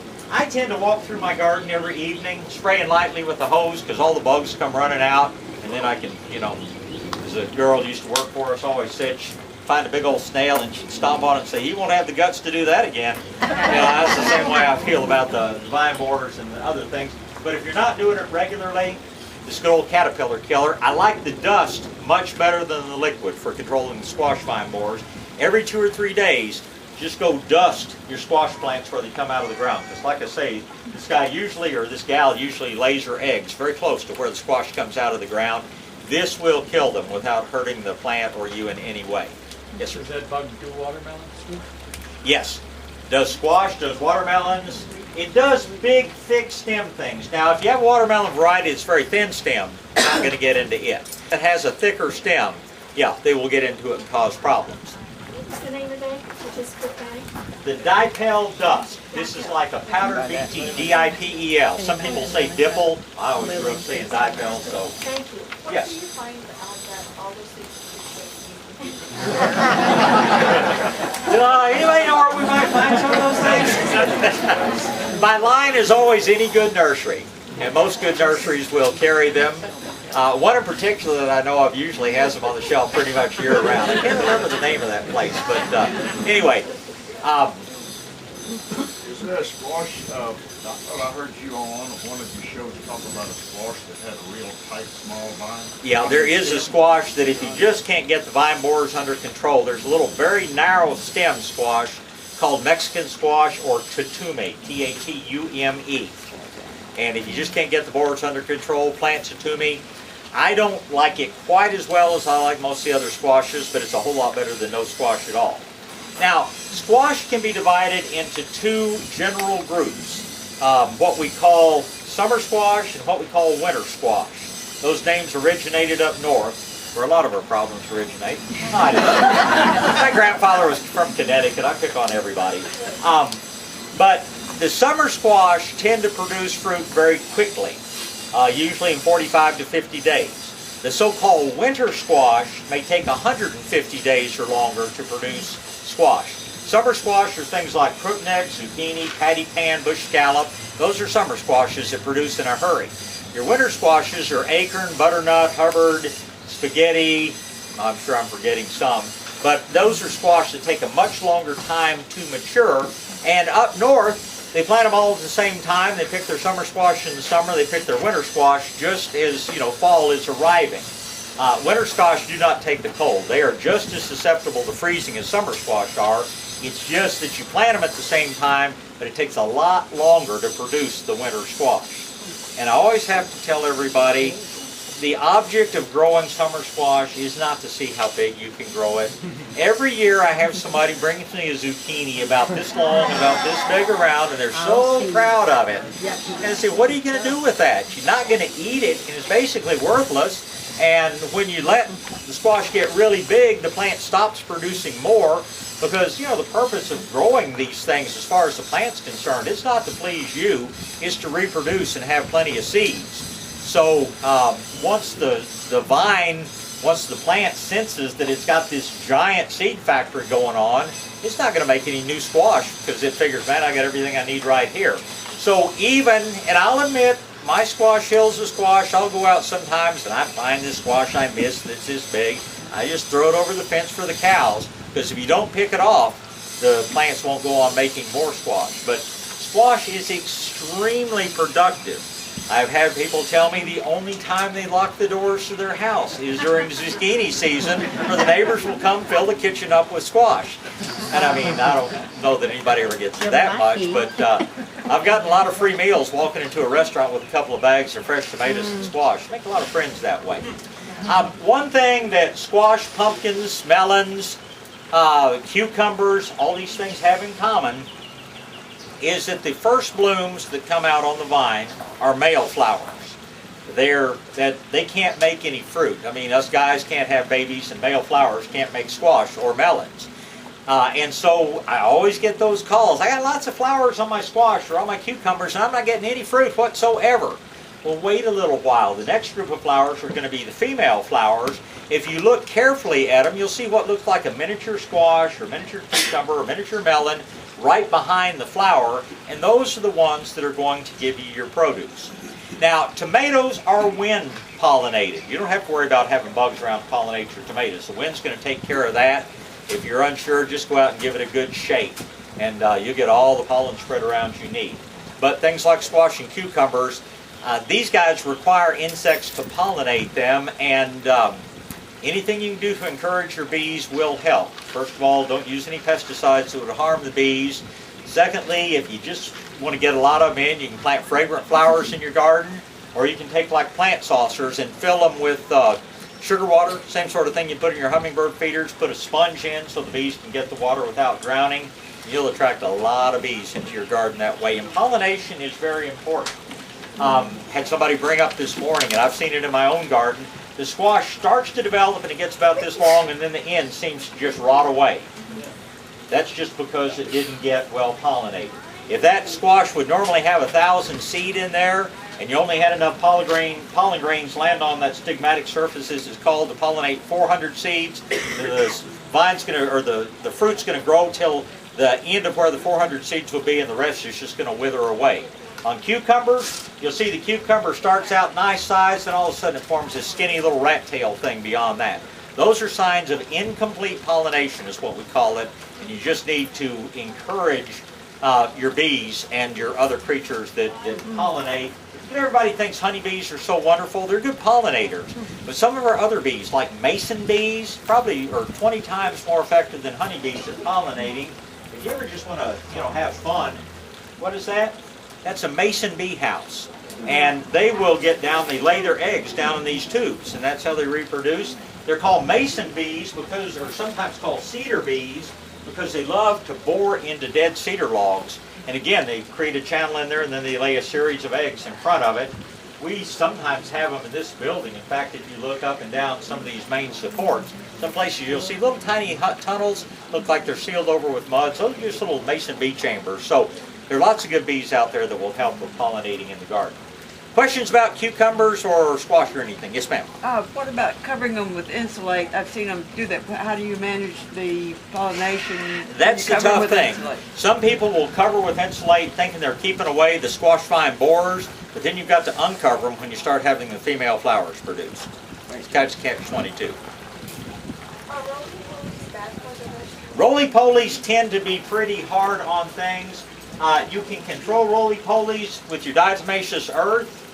There is a product called Sluggo Plus. Please don't ever use bug bait. A teaspoon's enough to kill a small dog. Very, very toxic. The so-called Sluggo is the equivalent that is a great way to control snails and slugs that's harmless to animals. Sluggo Plus has something in it that will get pill bugs. The low-tech way to do it is to take a glass jar, bury it down in the ground so just the rim is exposed, put a little slice of apple, maybe a little bit of water in the bottom. Those pill bugs crawl over the edge and fall down in and can't get back out, and you'll get rid of them by the thousands. Roly-polies, pill bugs, same thing. Works very well. Yes, ma'am.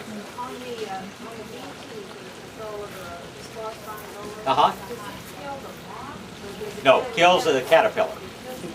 Yeah, when the egg hatches, the caterpillar starts to take a bite and chew into the stem. It's going to get a little BT. It is an intestinal poison. It binds to the inner parts of the intestine and kills the caterpillar.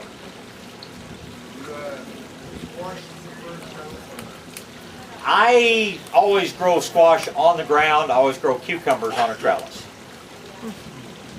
Okay, let's talk about a few other crops. Okra. Anybody like okra? Okra is a hot weather plant. Don't even plant your okra seed for a month after you plant your tomatoes because it really likes it hot. And okra will continue to produce throughout the summer months. A couple of things about okra. Fire ants love okra. They will actually eat okra, and if you're going to grow okra, you're probably going to need to control your fire ants. Molasses repels them. The same baits that we were talking about kill them. So if you're going to grow okra, you really need to keep the fire ants under control. You need to harvest okra daily. It's almost like squash, that okra pod that's that long and it's really delicious today is going to be that long and tough as a boot tomorrow. So go through every day. If you miss a day and any of them have gotten big, go ahead and break them off because that's what it takes to keep the plants producing. But again, just throw them out for the birds or whatever else. But okra is easily grown and it's one of those things that just not very much goes wrong with, and it's something that produces in the hot part of the summer when a lot of other things don't produce as well. Eggplant, great plant to grow. It's another one that always comes to mind that fire ants like. Fire ants will eat eggplant. Okra and eggplant are about the only two things that fire ants really eat that I know of, so control your fire ants. With eggplant, keep it well watered. If you let it get very dry, it will be bitter. So a good deal of water is essential to growing good eggplant. I grow my eggplant in little short tomato cages. Sometimes I'll use that top extension that I was showing you. I'll just set that on the ground and grow eggplant in that. Because if they're supported, you'll very definitely get more fruit and it will be better quality. The eggplant that I like best is one they call Japanese eggplant or Ichiban, the long narrow eggplant, because it just never seems to get bitter. If you want ideas, go over to P.F. Chang and order their minced chicken and eggplant. Oh man, that's good. Don't give me that look. I know it's a little slimy, but it sure does taste good. But the bigger eggplants, and there are lots of different ones. There's one called Hansel, another one called Gretel, obviously. There's Black Beauty, there's Black Diamond. There's lots and lots of good eggplants. But most of the rounder eggplants will very definitely get bitter if you don't give them adequate water. Has anybody ever seen the original eggplant? Makes a little fruit about this big around and it's pure white. Looks just like a hen egg. And if you're like me, you see these big old purple black things and you think, how on earth did he get the name eggplant? But if you saw the original eggplant that those were derived from, they look just like little hen eggs. And Hansel and Gretel are two of the new varieties. One of them's purple, one of them's white. So anyway, lots of fun. Eggplant's easy to grow if you control the fire ants and give it enough moisture. Peppers. Peppers, again, very easy to control, but really warm weather plants. And don't plant them again until probably 3 weeks after you plant your tomatoes. They like it warm, just like the eggplant, just like the okra does. You can't grow every kind of pepper here. The pepper family is a huge group of plants. Some of them are cooler weather, some of them are higher altitude plants. Those New Mexico hatch chilies, forget about it. Not going to be able to grow them in South Texas. But we grow the best jalapenos, the best serranos. You know, there's just an awful lot of good peppers you can grow very, very easily. Others are kind of in between. I grew very successfully last year. I never really tried them before, the poblanos, but they were like miniature poblanos. You know, you go to La Fonda, Maine, you know, you get those big old beautiful chili rellenos in big old poblano peppers. My poblanos were about that long. They were absolutely delicious, but they made like baby rellenos or something like that. But most all of the hot peppers grow extremely well here. I will warn you again, if you're going to be handling peppers, if you don't know this already, get some little thin plastic gloves to wear if you're growing hot peppers. And if you've picked a lot of hot peppers, don't ever rub your eyes. Don't go to the bathroom, because I mean you can harm yourself getting that juice places that you didn't intend to. And we're just going to leave it at that. I made a big mistake one time doing stuffed jalapenos, and I was just slicing them and taking my thumb and just scooping the seeds out like that. Man, about an hour later, my hands were on fire, and I was sitting there with them in ice water for several hours trying to get beyond that. Wear some thin gloves if you're handling hot peppers. There's a new pepper out that they say is like 10,000 times hotter than a jalapeno. The military are using it or looking into making weapons out of it. I tell you what, I think I'd just surrender if somebody threatened to spray me with that. Yes, ma'am. You know, I used to say that you could only grow those cool part of the year, fall and spring, but I grew beautiful bells all summer long last year in all the different colors. What I have found, especially on the oranges, yellows, and reds, is that they are more susceptible to sunburn. So you may actually want to put a little shade over the plants when hot summer gets here. And it's kind of like, again, there's some real interesting northern tradition, shall we say. People go in and thin out the foliage on their tomatoes, or they pinch the suckers out of their tomatoes, saying they want to get more light to the middle of the plants. Tomatoes will sunburn. I like tomatoes that have good, thick foliage, because you can sunburn tomatoes, you can sunburn peppers, but no, you can grow all kinds of bells here and grow them very, very successfully. Yes? I think mine was getting sunburned. I had them where they would grow and it would look all pretty and big, and then half of it would just, the top half kind of of it would turn just, whitish and mushy. That's sunburn. Give them a little sun protection and they'll do a whole lot So better. you use the sunscreen on that? No, I meant those sunscreen. It's an interesting thought. I can see out there a little sunscreen. No, but yeah, you can use the insulator or something like that, and that would help a great deal. It creates a very funny thought. I like that. Let's talk about beans for a minute. Beans, I tell you, you can grow a lot of beans in a small area, and you grow very, very delicious beans, but pick them every day, especially if you're growing bush beans. We categorize beans as either bush beans or pole beans.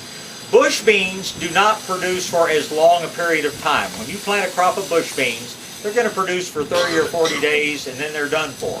But while they're producing, I mean, a row of beans from me to the first step there, I can pick a bag bigger than this off of beans off of that almost every day. Pole beans, on the other hand, don't produce nearly as many beans at one time, but one crop of pole beans will usually produce all summer. Now, I don't know whether it's the heat or the drought, but my pole beans have been miserable the past 2 years, so I'm not even sure I'm going to plant them this year. I'll plant a lot of bush beans, and golly, they're just so good. But like the okra and other things, if you miss picking a day and some of them get big and tough, pick them off and grow them out for the animals or whatever else, and you can grow beans really, really easily. Now, beans are very susceptible to spider mites. That's another crop I would be spraying with liquid seaweed at least once every 2 weeks if you really want them to continue to flourish. And one other hint about growing beans. Beans are in a group of plants that we call legumes, and they have the amazing property that on their roots there are a certain class of bacteria that form a little round ball, a little round nodule, that's not in the root, but it's kind of loosely attached to the root. And it is filled with these bacteria which are able to take nitrogen out of the air and turn it into fertilizer. Just an amazing process. 100, 200, 300 years ago, our forefathers, not knowing why they did it, would alternate planting corn and beans. As it turns out, corn is a big nitrogen robber. The beans were putting the nitrogen back into the soil. So beans are great things to build your soil and make it better. But now the first time that you plant beans in an area, inoculate the seed with these bacteria. Otherwise, it'll take years to really build up a healthy bacterial population. But what I do is put the seeds in a cup, put some water in, let them soak for a few minutes, pour the water off, bless you, and then put some of this material in. It's just fine as graphite, and your white bean will suddenly be, just sooty black, covered with all these little bacterial nodule things. And if you do that the first time you plant beans or peas in an area, they will grow and you'll get a whole lot more production. Now, as long as you're planting back into the same area, you don't have to inoculate them year after year. There are plenty of the bacteria left in the soil, so it's just a first-time thing with planting beans and peas. So what was that called? They just call it garden inoculant. There's another brand of it that's called nitrogen, Nitragin, as opposed to the elemental gas, but just garden inoculant. There's enough in here to probably inoculate 100,000 seeds. Get together with a friend and get a package and divide it up. It keeps for a couple of years if you keep it in the refrigerator, but I mean, just a little bit goes a long way, and that's the smallest size we're able to get it in. Those instructions on the bag? Probably so. If not, it's real easy. Just get them wet and sprinkle the powder on it. What are some good types of varieties of beans? I have to say, for the bush beans, Contender is one that is always popular. There's a Blue Lake Bush. There's also a Blue Lake Pole. There's a little one I think they call Rondelet that's a real thin French bean. Oh, that's what I'm... Oh, those are so delicious. Don't buy them all. I haven't stolen my seed yet. So once I've stolen mine, you go have what's left in there. But there are a bunch of different good bush beans. And that is a bush. Yeah. But now if you're going to grow bush beans, plant a fresh row of them about every 30 days. And you'll be harvesting all summer long. But they only produce for 30 to 45 days. They produce in a hurry. You plant the seeds now, and 30, 40 days later, you'll have a good crop of beans. They grow quickly and they grow easily. Yes, ma'am. I planted my English peas last part of February, January, first part of February. And as far as I can tell, they've never come up. Is it the cold weather that has Probably the cold got them. When I saw the cold coming, I went and just dumped 2 inches of compost over mine that had just sprouted, and then I went out after the cold passed and washed it away. But a bunch of them never showed any signs. So about 10 days ago, I went and just poked a bunch more seed in the ground. Oh, I thought it was too late. They're coming up like weeds, and it may be too late. I won't get nearly as many as I usually do. But at $5.99 a pound, I don't have to get a lot of snow peas to, make it worthwhile. Yeah, this is true. Let's see. What am I forgetting? Any crops y'all want to talk about? We'll do another seminar in the fall, and I'll tell you all about lettuces and chards and that sort of thing for cool weather. Yes, ma'am. Corn. Corn, unless you have a big garden, is a waste of time. Corn grows this tall and this big around and gives you 2 ears of corn. You have a big garden, corn is delicious. I mean, there's nothing much better than sweet corn. I'm extremely discouraged with all the GMO stuff that's out there now, and it's almost impossible to find non-GMO corn. I'd probably be dealing with one of the heirloom seed companies to try to get some clean seed. But just to show you, how evil Monsanto is, Monsanto is trying to corner the market on a lot of crops, and they have patented their genetically modified corn, that where you can plant it and spray with Roundup and it kills the weeds but doesn't kill the corn. Well, that gene is being spread to non-GMO crops because corn is wind pollinated. There's one thing I'll tell you about corn. Never plant a single long row of corn. Plant several short rows side by side. because the wind blows the pollen around. And if you plant one long row, you'll have very poor ears because, you know, the pollen you don't get a whole lot of it on the silks coming up, which is where the pollen hits, which is what makes the kernels of corn. But if you plant a bunch of rows side by side, you get good pollination and beautiful corn.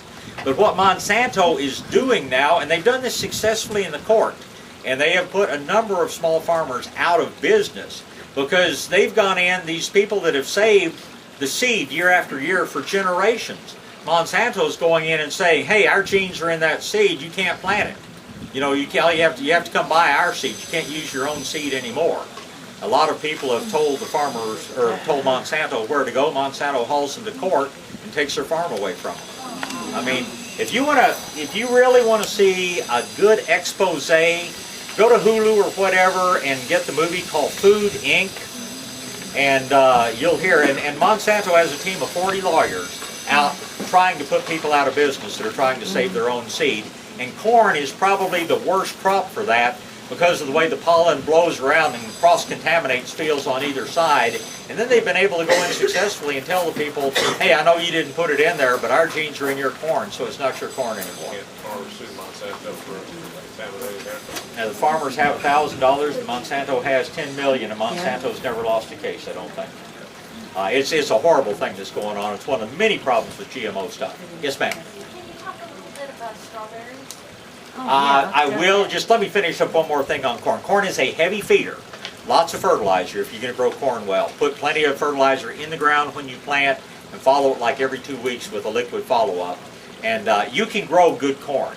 But it's in the same area that you're going to get half a bushel of corn, you could get 200 pounds of tomatoes. So unless you've got a really big garden, it's not real commonly grown.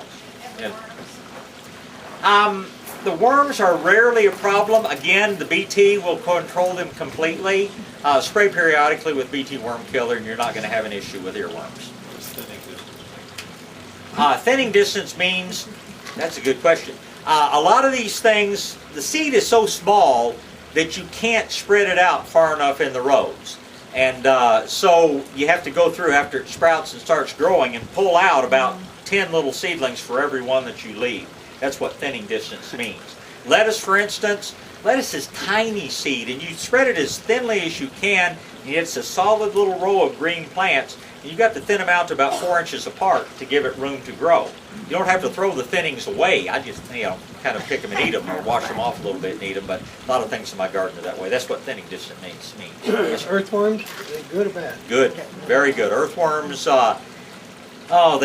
they're full of bacteria which process good things in the soil. They open the soil up. They create more organic material. Earthworms are your real friends in most cases. Some good ones in compost. Oh yeah, good ones. Bruce Dooley tells me that there is some imported earthworm that is causing a problem in parts of the country, and I don't know exactly where. But it's making the soil so loose and open that trees are falling over when they get a big rain. I'm serious about this in a windstorm. They're concerned about these things spreading, but it's some European worm that is going out of control in this country. Guys, I will stay here and answer questions as long as you like, but please, if anybody has to go, you're not going to bother me if you get up and go leave. I do want to thank everybody once again for coming.